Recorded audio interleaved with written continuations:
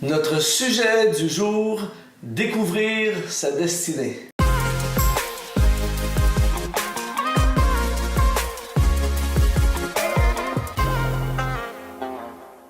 Bonjour à tous, bienvenue sur exponentiel.net. Si vous n'êtes pas déjà abonné à notre chaîne YouTube, vous pouvez le faire dès maintenant en cliquant sur s'abonner.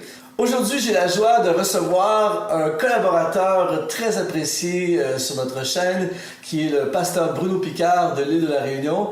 Et aujourd'hui, bienvenue avec nous. Merci. Et nous allons parler d'un sujet dont tu es vraiment spécialiste. Le sujet de la destinée. Toi et pasteur Steve Rivière, vous avez fondé une école, l'école biblique Destinée, qui aide les gens, oriente les gens à découvrir leur destinée. Et j'aimerais parler avec toi aujourd'hui, Bruno, de découvrir sa destinée. Et qu'est-ce que tu pourrais nous dire concernant la destinée? C'est clair que c'est un sujet extrêmement important. Chaque être humain vient sur Terre avec le rêve de Dieu placé en lui. En fait, la destinée, si on peut la simplifier un peu, c'est le rêve que Dieu a fait sur ta vie, sur ma vie, avant même que le monde soit, avant même qu'on puisse naître, avant même qu'on voit le jour. Et la vie est un don de Dieu qu'il nous offre pour qu'on puisse découvrir ce qu'il attend de nous et devenir ce qu'il veut que nous devenions. Et Ephésiens 2, 8 à 10 nous parle de cela, et Paul nous dit que nous avons été créés pour de bonnes œuvres qu'il a préparées d'avance pour que nous les pratiquions. Et la destinée, c'est un peu le carnet de route de Dieu, c'est le rêve que Dieu a mis en nous et pour qu'on le devienne, tu vois. Et c'est super motivant de se réveiller un jour en disant « mais ouais, j'existe pour quelque chose. Je suis né pour trouver Jésus et je suis né de nouveau pour devenir ce que Jésus veut que je devienne. Ah, c'est bon. Lorsque je nais de nouveau, j'ai une chance de mettre en pratique ce qu'il a rêvé de moi. Donc il me fait naître pour trouver son rêve, et il me fait naître de nouveau pour devenir son rêve. Donc tout le monde a une destinée. Tout le monde, chaque être humain, peu importe où tu habites, peu importe ton âge, tu as une destinée. Et la question que j'entends souvent des gens, parce que c'est un sujet qui intéresse tout le monde, de près ou de loin, mais la question souvent que les gens me posent ou se posent, c'est comment on fait pour découvrir sa C'est destinée? une question fondamentale. Le point de départ pour tout chrétien, c'est compliqué pour un non-chrétien de trouver sa destinée réellement. Il va le faire par chance, mais le chrétien qui aime Jésus, qui a donné son cœur à Jésus, celui-ci doit trouver sa destinée, le point de départ dans la présence de Dieu, avant toute chose.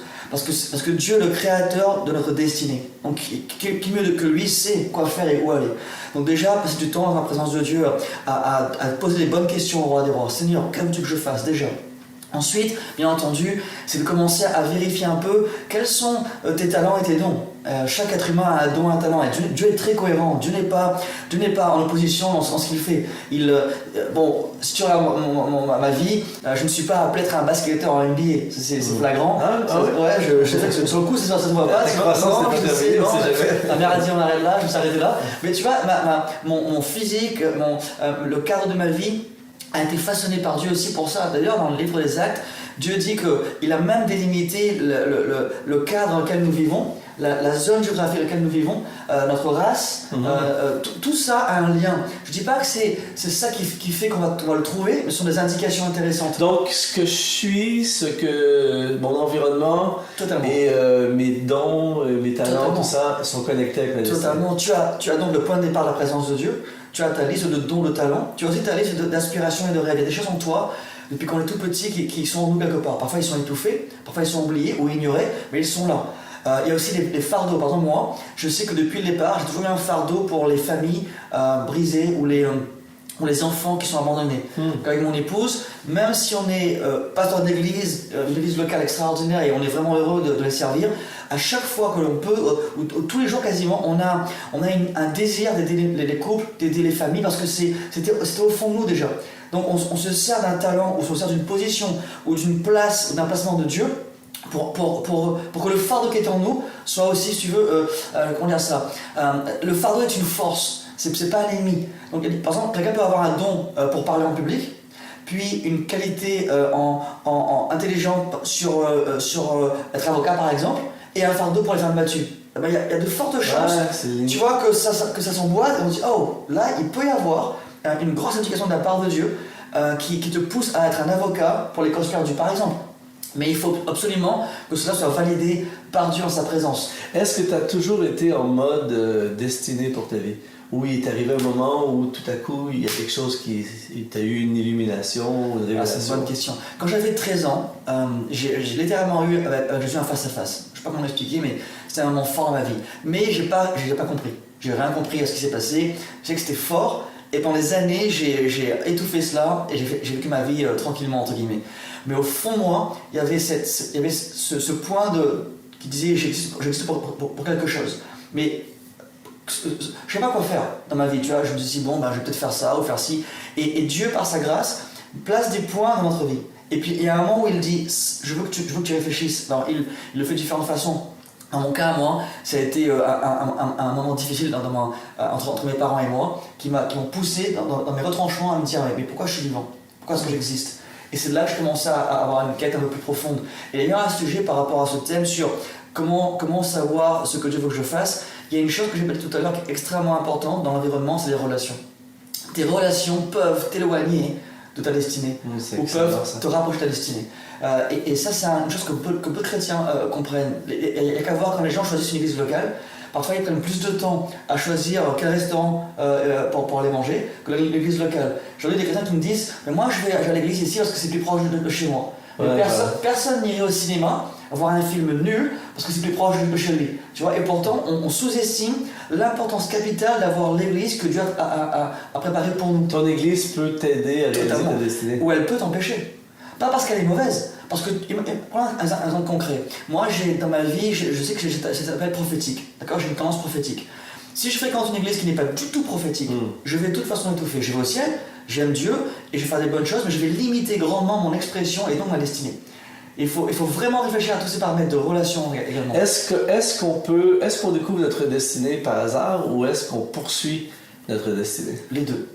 Certains trébuchent sur leur destinée. C'est beau, c'est la grâce de Dieu, parce que Dieu, par sa bonté extraordinaire, se rend compte que pour lui, il faudra commencer par là. Mais pour d'autres, il y a déjà une prédisposition de réflexion, tu vois, de réfléchir à la vie. Il y a des jeunes enfants de 13-14 ans qui pensent déjà à ce que je vais faire. Certains, à 25 ans, ne savent toujours pas ce qu'ils veulent faire. Ce qu'il faudrait faire, je crois, extrêmement important, c'est quand les gars comme toi, moi, des gens qui nous regardent, si vous avez des enfants ou un mari, une épouse qui a du mal, la prière est fondamentale. Priez pour que Dieu lui parle, bien sûr. Priez pour qu'ils aient des relations qui les activent. Priez pour qu'ils découvrent des choses qui peut les aider à trouver. Moi, ce que j'aime bien faire autour de moi, c'est j'encourage les gens à faire beaucoup de choses. Et juste à être très éclectique, à faire des choses différentes, pour voir un peu où tu te trouves vraiment appelé. Dans ma vie à moi, il y a peut-être 10 ans en arrière, je détestais le vélo et la course à pied. Je haïssais ça. Je trouvais que ça c'était nul, courir, faire du vélo. Et moi, je voulais surfer par exemple, tu vois. Et puis, j'ai rencontré un ami qui s'appelle Luc Dumont, qui m'a mis le pied sur le vélo. Et du coup, j'aime le vélo. Là, par là, il y a des choses qui sont activées par tes relations, par des moments de ta vie aussi. Donc, il y a des choses en nous qu'on ne sait pas encore. On sait pas. Qu'on peut développer. Totalement. Est-ce qu'on peut manquer notre destinée? Malheureusement, oui. Je veux dire, Dieu est extrêmement bon et Dieu va tout faire pour nous aider à chaque étape de notre vie. Même à 50 ans, il peut nous réactiver, il va le faire. Mais j'ai vu des êtres humains qui refusent de le faire. Parce qu'il y a quelque chose qu'on n'a pas dit, mais la destinée coûte. Pour la découvrir déjà, il faut avoir une soif. Mais on en parlera peut-être plus tard, mais pour la vivre, il faut maintenir la soif. Et certaines personnes ne veulent pas forcément vivre leur destinée parce que la destinée, elle est belle, elle est extrêmement valorisante, mais parfois, et même souvent, elle va te demander de faire des choses que tu n'as pas envie de faire. Et nous, souvent, on veut un peu tout. On veut le beurre, l'argent du beurre, on veut le rêve de Dieu, mais on oublie que le rêve de Dieu n'est pas que je puisse devenir un plombier ou un banquier. Le rêve de Dieu, c'est qu'on puisse devenir à l'image de Christ. Et il se sert de la destinée pour nous faire devenir à l'image de Christ. Et à ce sujet, beaucoup de personnes, beaucoup de chrétiens manquent leur destinée parce qu'ils en font une idole. La destinée n'est pas le but à atteindre. La destinée, c'est le moyen que Dieu utilise pour te faire ressembler à Jésus-Christ. Le but ultime de Dieu le Père, c'est que toi et moi, on ressemble à Jésus-Christ dans notre caractère. Et donc, il se dit là, je veux que Steve Brière soit un magnifique enseignant de la parole de Dieu. Ça, c'est pas le but de Dieu. C'est le moyen que Dieu utilise pour faire que Steve devienne comme Jésus. Mais il va servir de l'appel à la parole, tu vois. Ouais. Un surfeur, par exemple, je veux que tu sois un surfeur, pas pour le meilleur du monde. Tu vas être un surfeur et en devenant surfeur, si c'est ta destinée, tu vas devoir chercher le cœur du Père, le cœur de Dieu, et devenir comme Jésus-Christ. Donc, tu peux rater la destinée si tu la cherches comme une idole. Si elle devient une idole dans ta vie, tu la rates, parce qu'elle va te détruire en fin de compte. Et du coup, tu l'as détruite en voulant l'accomplir, en oubliant Dieu. Et à quel moment on sait qu'on est dans notre destinée? Quels sont les paramètres, ou est-ce que c'est un feeling à l'intérieur? Est-ce que... Pour moi, le plus proche que je pourrais dire pour dire à quelqu'un que tu es dans ta destinée, c'est quand tu as le fruit de l'esprit qui se manifeste continuellement. C'est-à-dire, tu te lèves le matin et tu sens l'amour de Dieu, tu sens sa paix, tu sens sa joie, tu as envie d'être au calme. Il y a les combats de destinée, il y a du stress un peu, c'est la vie, mais il y a une plénitude, il y a une paix en toi. Tu sais, en anglais on dit le sweet spot. Tu sais que tu es là et que tu fonctionnes. Moi, quand je vais au bureau à La Réunion, je me lève le matin, j'ai pas envie de me traîner, j'ai envie de me lever, voir mon équipe, les entendre rire, prier, les entendre discuter, j'ai envie de leur voir comment ça va, je sais que je suis vraiment là. Et parfois je me réveille, je me dis mais quelle vie je vis, magnifique, tu vois, je me lève à La Réunion, et tu vois, il y a une paix qui s'installe, il y a une joie qui s'installe. Donc je crois que pour savoir si c'est vraiment ce que Dieu veut que tu fasses, ce que Dieu n'est pas confus, il va chercher à ce que, encore une fois, le caractère de Christ se manifeste en nous. Donc plus tu es proche de ta destinée, plus le fruit de l'esprit se manifeste.